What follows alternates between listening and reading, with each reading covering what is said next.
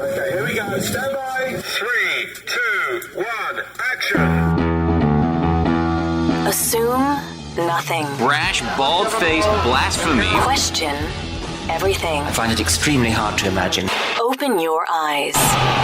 It is quite all right to be an atheist. The fastest growing group of people in the country has been measured as being those who have no belief or who are atheists. You don't have to be apologetic or quiet about it. Challenge the opposition. You see religion on 100 fronts losing the argument.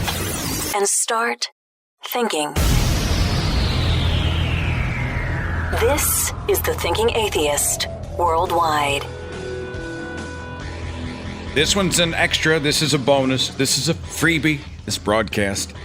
Just another show on the November roster. I hope you enjoy it. It's an off-topic show, but I think we all need a distraction from time to time. If you enjoy what you hear, if you appreciate the shows, bonus or otherwise, become a patron. Please become a patron at patreon.com/Seth Andrews, or just donate directly, toss a few bucks toward the Thinking Atheist donate page. I have links to both in the description box of this show with my thanks. Thank you so much for your support, and I hope you enjoy what's about to happen, okay? But I'm going to warn you, it's possible from time to time, and I'll just leave it in, it's possible you may hear in the background a horrible sounding squeak. That will be my dog. Now, those of you who know me already know that my children, my unofficial mascots for the broadcast, are Henry and Rat Dog. Well, Henry has a collapsing trachea, which is a common issue in small dogs, and he has pneumonia. You take him in for, I don't know how many vet visits we've had, and their quality of life's amazing, don't get me wrong. But we take them in because we're good owners. Oh, we're going to need some radiographs. Okay, how much is that going to be? Okay, we'd like to prescribe this antibiotic and this steroid. Okay, how much is that going to cost? Okay, we'll do it because it's the right thing.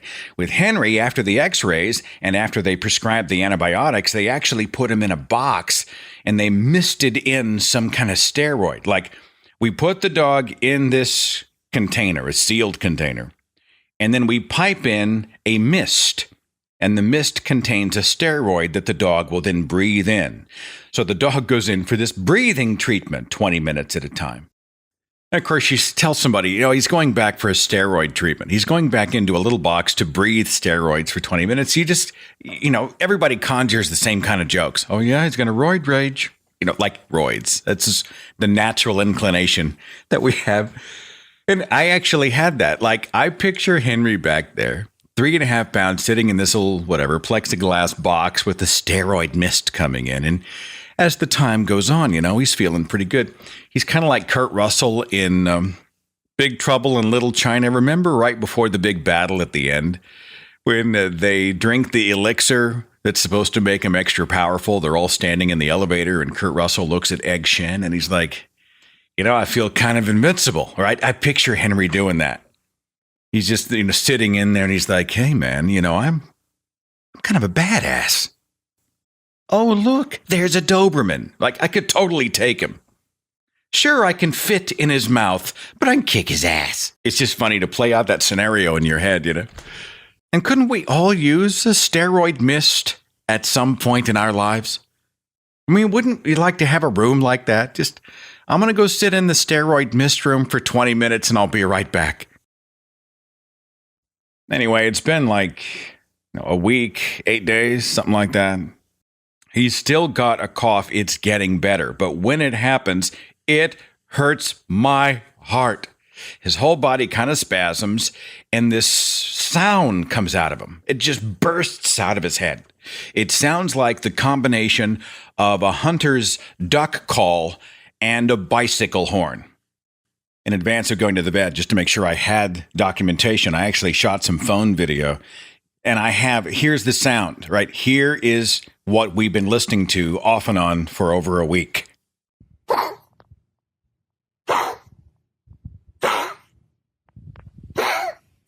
This breaks the heart, man. Just breaks the heart.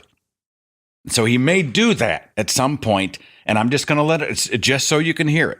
I'm going to let you hear what I've been experiencing for 8 days. It hurts my heart. I'm going to have to get another job just to pay for the veterinarian bills, right? Speaking of veterinarians, we had a strange night. It was one of the first nights the veterinarian that we go to was closed. And so we ended up at the emergency vet, the 24-hour emergency vet just down the road. Typical, like the dog goes south, it's always going to be on a Saturday night. It's just how it is. So we obviously are going to do the right thing. So we end up at the vet. And an interesting thing happened while we were sitting in the lobby. We're waiting on the x-rays to come back. And the door to the emergency vet just burst open, and in came several people, and they had a dog on a gurney. The dog looked like it was kind of a mix, maybe some beagle, had kind of a corgi-looking face to it, You get the idea, probably 50 pounds, 40 pounds. And the dog had been attacked by a much larger dog in its neighborhood, and the larger dog had just destroyed its whole abdomen area. It was just terrible stuff. And the family's weeping and sobbing and traumatized, as I think anybody's family would be.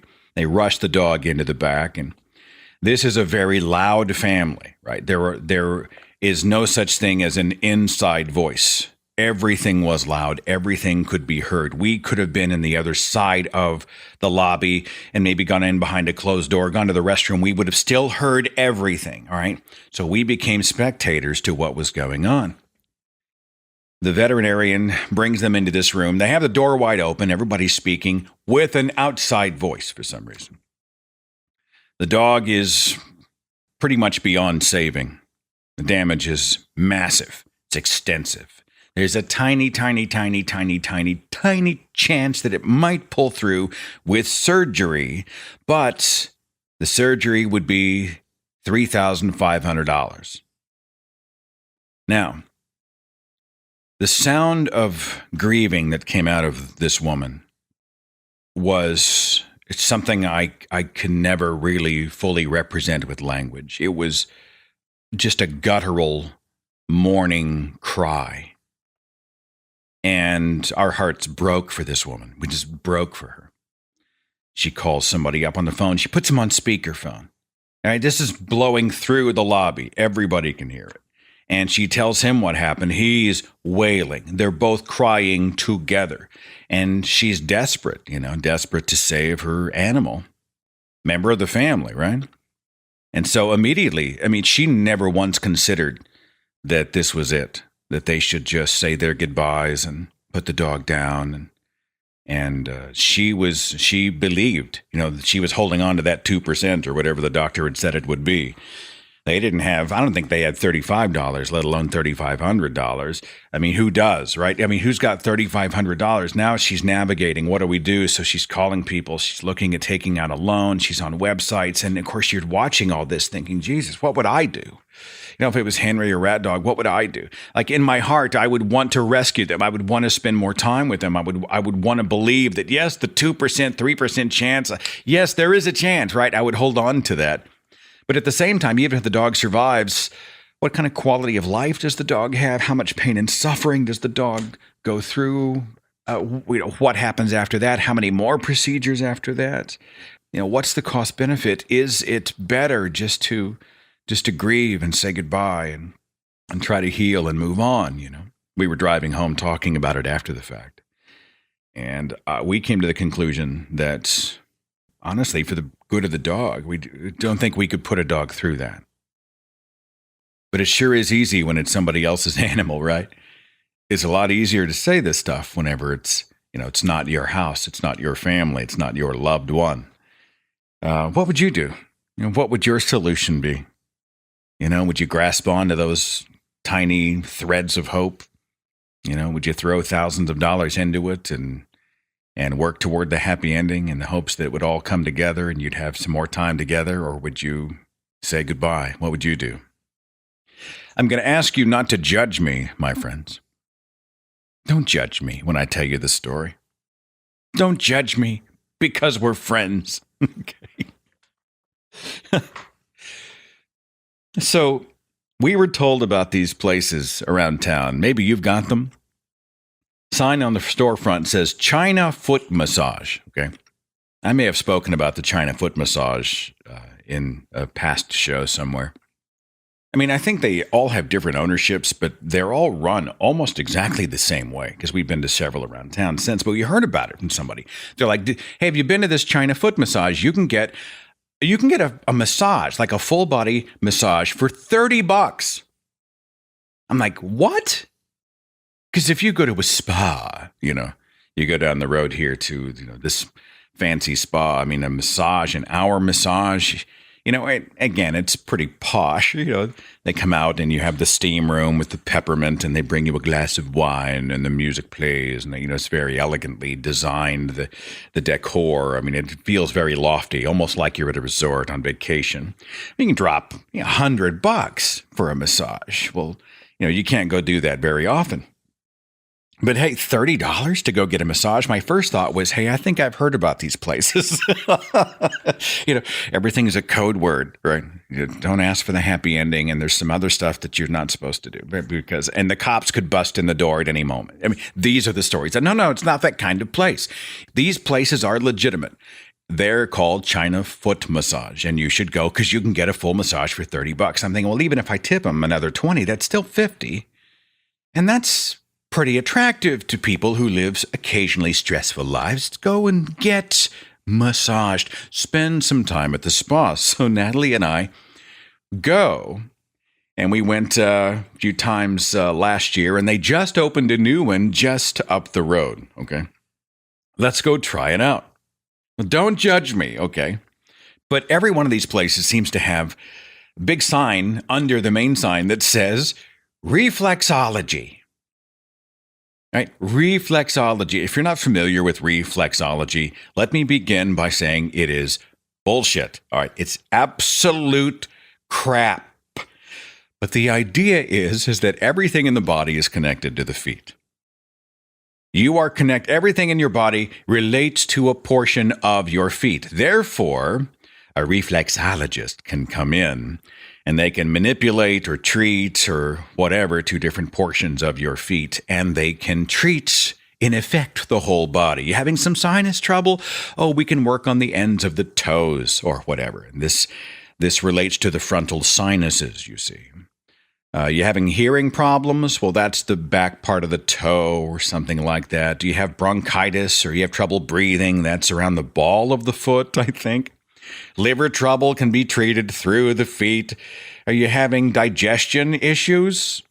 Kidney problems, bladder problems? Are you urinating too often? Does it hurt when you urinate? We can treat it, not with penicillin. We treat it by rubbing on the feet. Do you have insomnia? Oh, there's a portion of the feet. Do you have problems going to the bathroom? Like there's a portion apparently on the foot that relates directly to the anus. It's just before the heel or something. I'm sorry. I'm having some trouble with my anus. Could you rub my feet, please? I just don't understand how this is a thing, but it is. And so as I walk in, I realize that many in my listening audience would be chastising me because I'm essentially patronizing a place that's promoting what Yvette D'Entremont would call bat-shittery, okay? Or I think what she say on the video, Cy Babe said, nonsensical fuckery. This would be what she would call that. But I want the massage. Right? I'm not there for reflexology. I just want the massage. I don't need my kidneys treated with, rub to my feet. I don't need my sinuses treated. My anus is fine. Okay? That's not why I'm there. I went for the massage. And it's really a fascinating experience if you've never tried it. You walk in.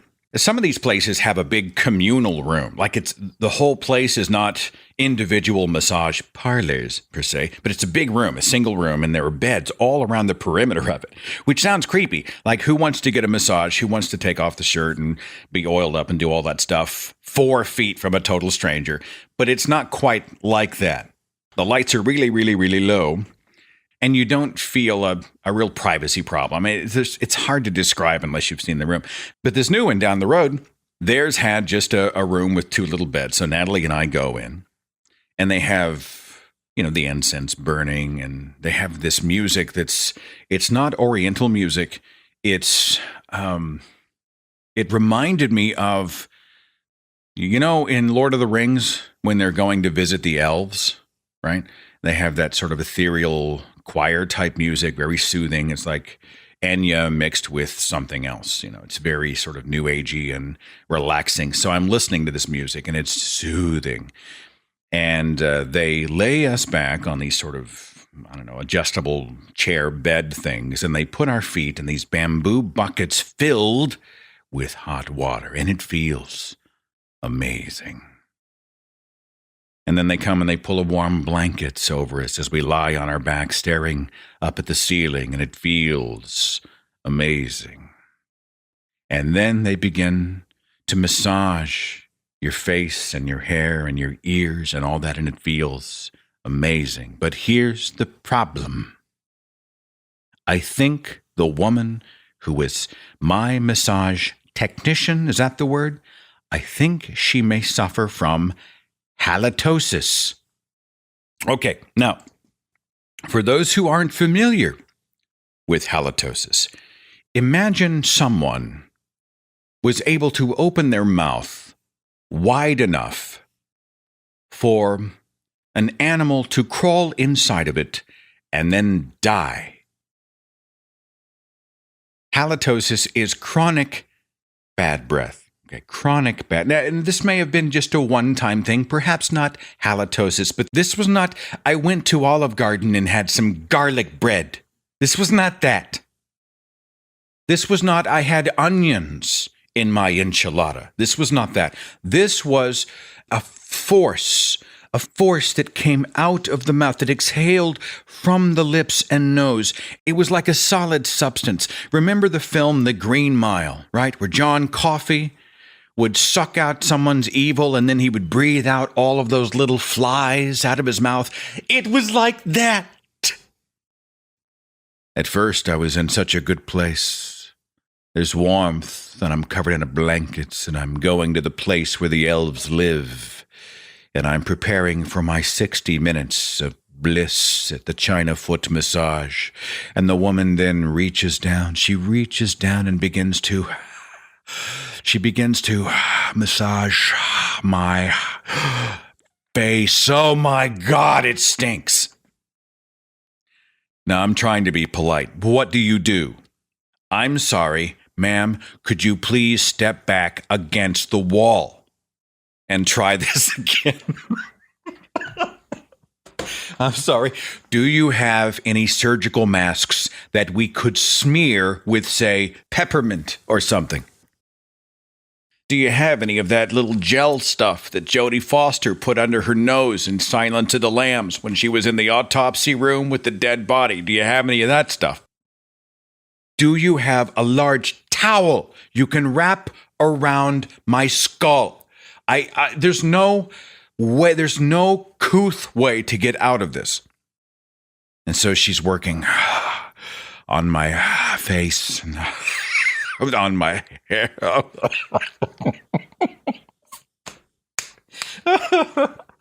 My skin is turning green. My skin is literally melting off my face. Oh my God. Like, is there a Lifesavers in the building? Is there some Listerine somewhere in this zip code? I'll buy it. She was great. She was a great massage. I had a great massage once she moved past my olfactory organs, once she moved past my ability to smell, and she was working on the hands and the legs and the feet, and it was the back. It was amazing. It was an amazing $30. It was amazing. Natalie said hers was amazing. We'd totally go back. Not for the reflexology, but we'd totally go back. But I thought this presents the kind of social dilemma that so many of us have gone through.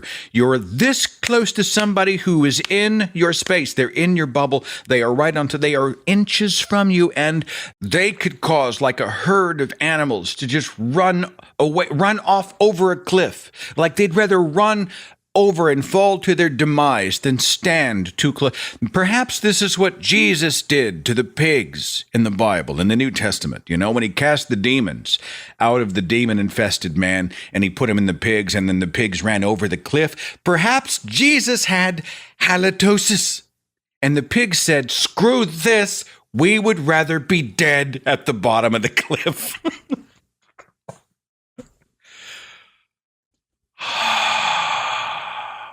How's your massage? Oh.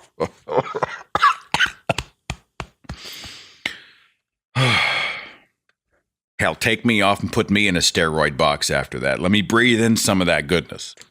It's therapy. But beyond that, which I'm sure was just an isolated case, beyond that, it was awesome. $30, I tipped her an extra 20. It was $50. And it was like our date night, right? I mean, this is what older people do. Like, you want to go out and do this? You want to go dancing? Nah. You know what? Let's go out and get a massage. And that's kind of what we did. And let's go home and relax and sit in front of the television. We've sworn off The Walking Dead. No, I really have. Like, I'm not watching The Walking Dead anymore, period. I'm not doing it. I know I've said this before, and I was sort of kidding and just looking for an excuse to have something I loved to hate. Now, we're divorced. I have divorced The Walking Dead. There are going to be spoilers in my next 3-4 minute rant. So if you haven't seen it and you're one of the 4 people who actually still cares about The Walking Dead, skip forward just a few minutes so that I don't ruin anything for you, okay? You've been suitably warned. Spoilers, okay?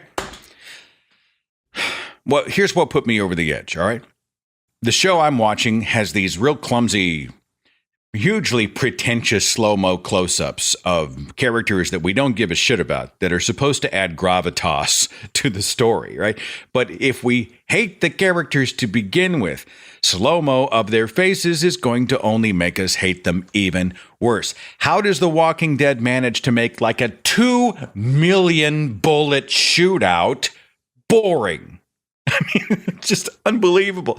It was like watching the old police shows of the 1950s where everybody's firing, but nobody's actually aiming. These people are like 15 feet from each other, firing off machine guns, and nobody hits anything. Nobody takes cover. Like, air molecules apparently now constitute cover from machine gun fire. Aiming, totally optional. Just throw them. But, even the law of averages say that some of those bullets should have hit someone. Why the hell are people hiding from machine gun fire behind thin pieces of sheet metal? Okay. It might as well be Kleenex, right? It might as well be just oxygen. Why are these people so recklessly wasting their stores of ammunition in a post-apocalyptic world where munitions manufacturers no longer exist? Bullets are a finite resource. There are only so many bullets on the planet, period. And even if you make them by hand, as someone did a few seasons ago, 1 bullet at a time, you are still looking at something that must be conserved and used wisely, but not if you are in a gunfight in The Walking Dead. It is unbelievable the amount of waste. It was the episode before, they spent how many bullets? Thousands of bullets just shooting out windows. Just shoot out the windows. What is up with Morgan? Remember Morgan? All life is precious, Morgan. Oh, hell no. Now Morgan has totally completed this transition into this merciless death ninja. They breach it. He and 2 other guys breach a door. Now, they are armed and ready to breach a room that they already assume is filled with the saviors, filled with the bad guys. They kick the door open, a bunch of saviors appear, and these 3 act surprised.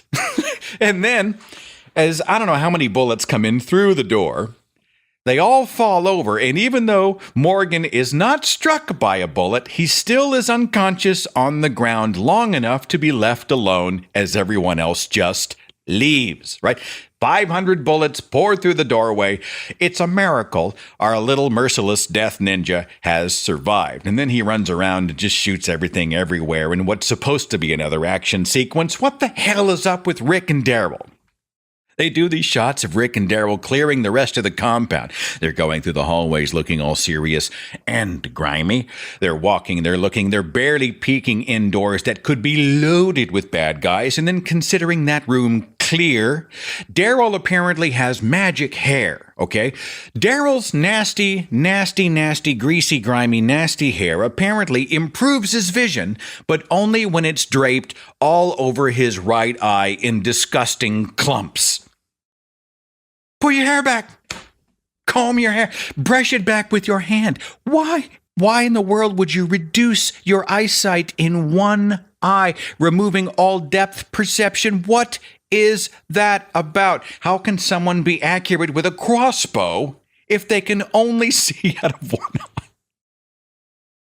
Why does Jesus, the character of Jesus, who, by the way, has a real beard that still somehow looks like it was glued on at a high school play, why does Jesus all of a sudden decide that it's not a good idea to off the rest of the enemy horde, the rest of the saviors, but instead they should all be transported?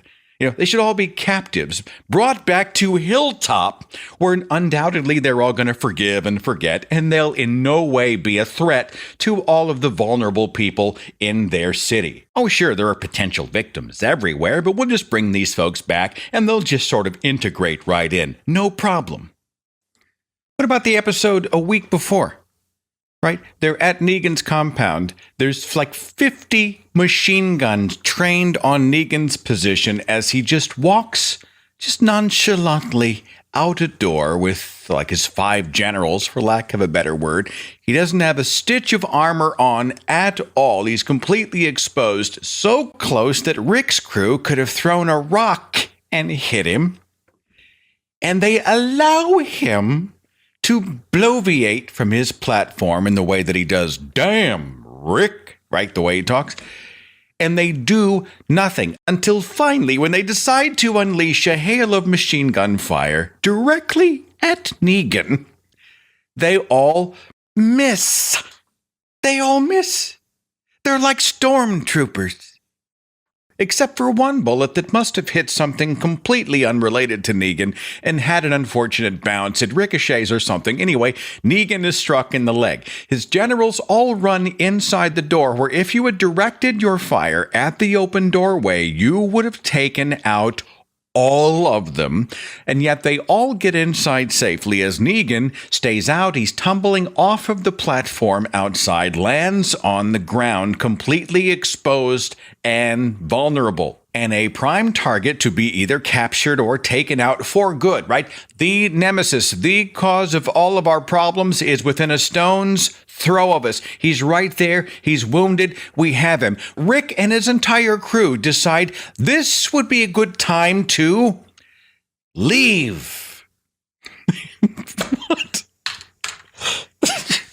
Oh, look, Negan's right there, and he's exposed, and he's wounded. You know what? Look at the time. As the horribly acted King Ezekiel might have said, "Brother Rick, let us depart this place."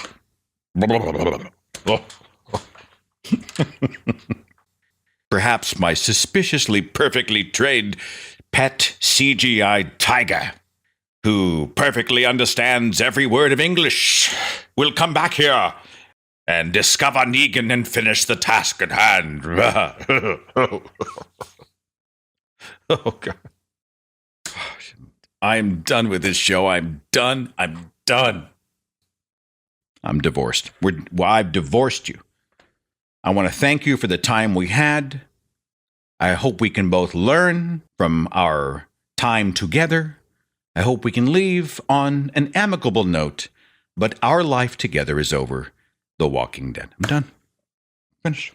And if it starts to not suck, like if someone goes in and fires the entire writing and directorial staff and reinvents, reboots the show, somehow rebreathes life into the show, if this happens, would someone just send me a note somewhere? Just drop me a line. Hey, Seth, heads up, Walking Dead no longer sucks. They fired everybody, started over. If somebody will do that, I would consider it a personal service. It would be an act of a true friend. What else? Like, what else is populating the confusing and convoluted maze that is my brain? I'll just tell you about this. Not that you care. I'll tell you about it.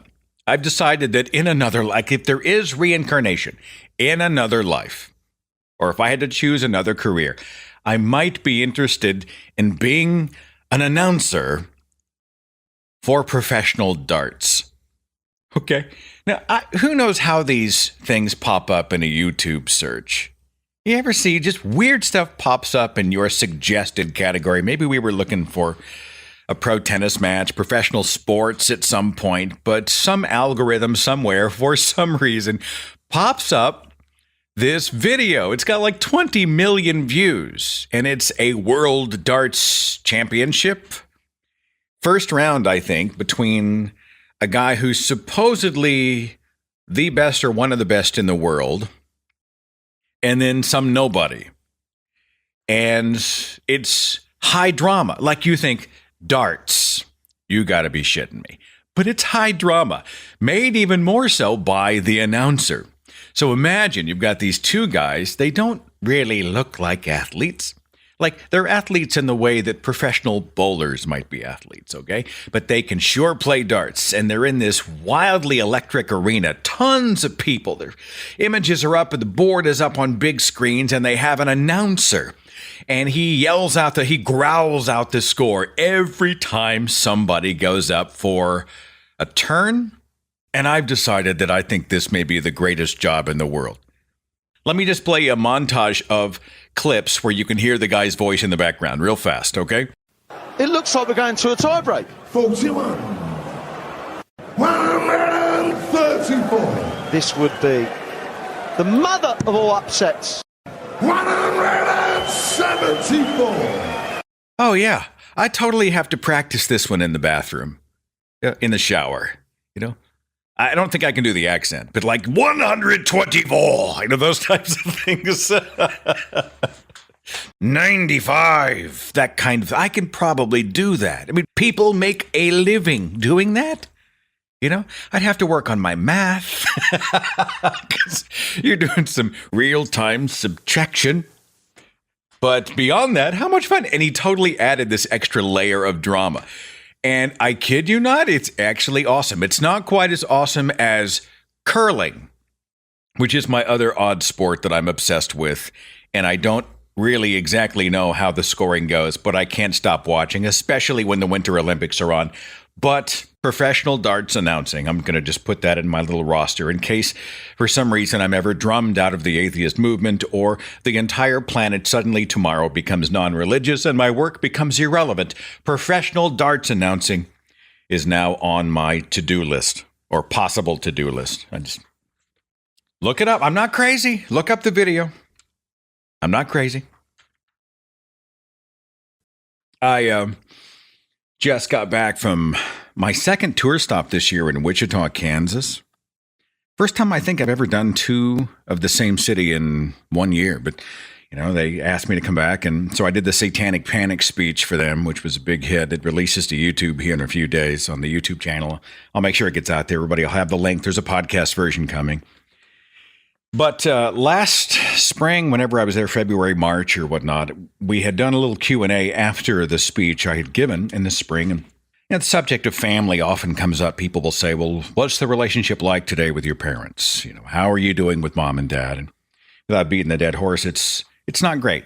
You know, obviously they're fundamentalist Christians who are hugely embarrassed and ashamed about an atheist activist son who is their child. And so this is kind of a problem. It certainly strained our relationship. So after the speech, I'm in the lobby, and this precious woman comes up to me. She's late 60s, early 70s, I guess. She walks up with the kindest of expressions, and she says, I just want you to know that if I was your mother, I would be so very proud of you. And right there in the lobby, full of people, I just started crying. Like I just broke down. So I gave her a big hug. Her name's Brenda. Gave her a huge hug. Thank you. What an amazing gift that was.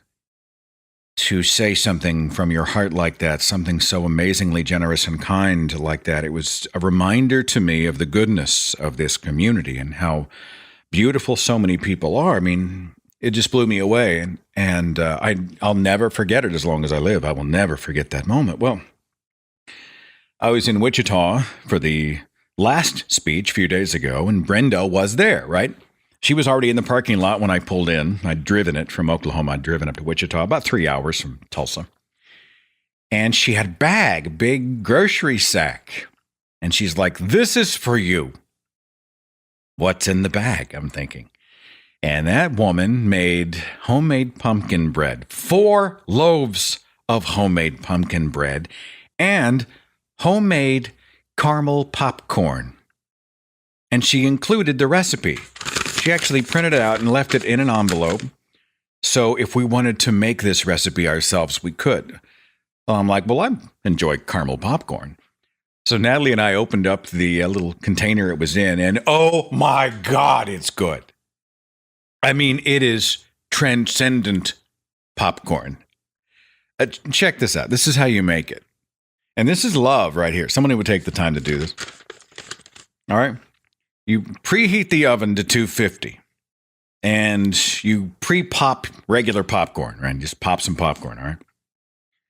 And then you take a medium saucepan and you melt a cup of butter. Oh, it's good already, isn't it?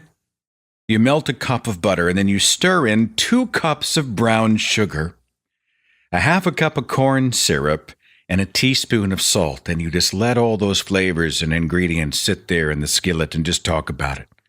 Sit there in the saucepan and you bring that to a boil. And you're always stirring it, right?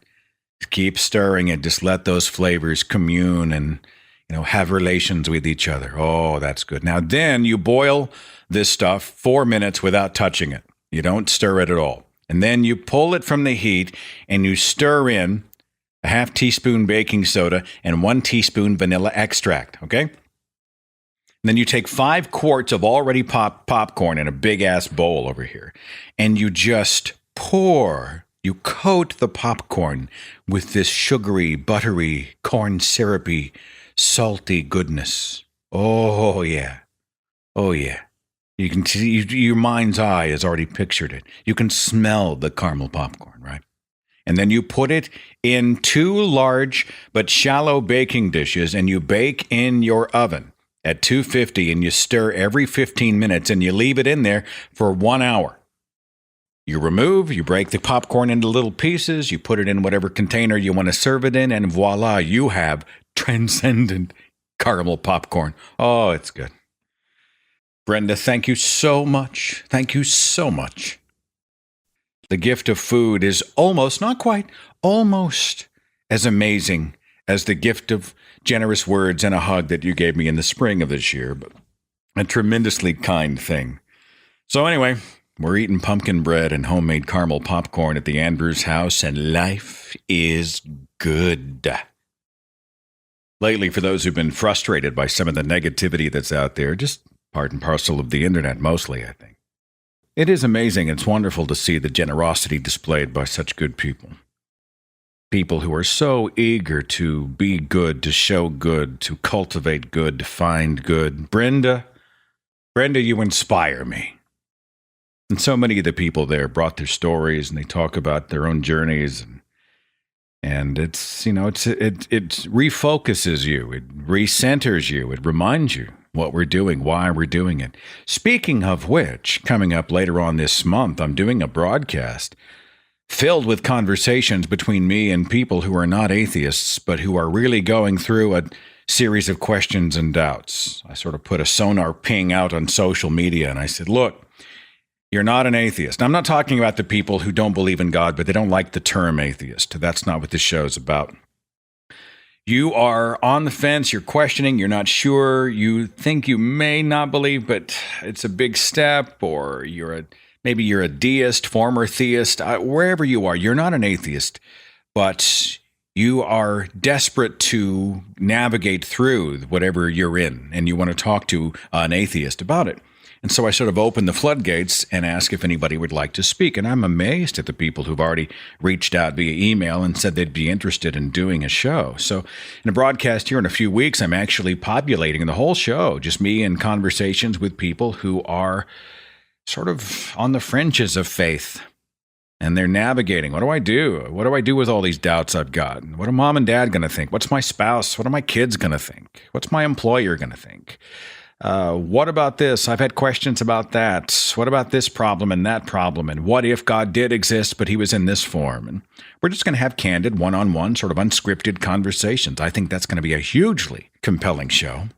Also on the roster in the coming weeks, I have the privilege, the honor of speaking to Dr. Eugenie Scott. We're going to do a broadcast called Race, Science, and Society. Dr. Eugenie Scott's the former director of the NCSE, the National Center for Science Education. speaks all around the country, in fact, all around the world to promote science. Just a tremendous science educator. Looking at a show in December called To Protect and to Serve, Religion in Law Enforcement. This one was inspired by those In God We Trust stickers on the backs of police cars here and there.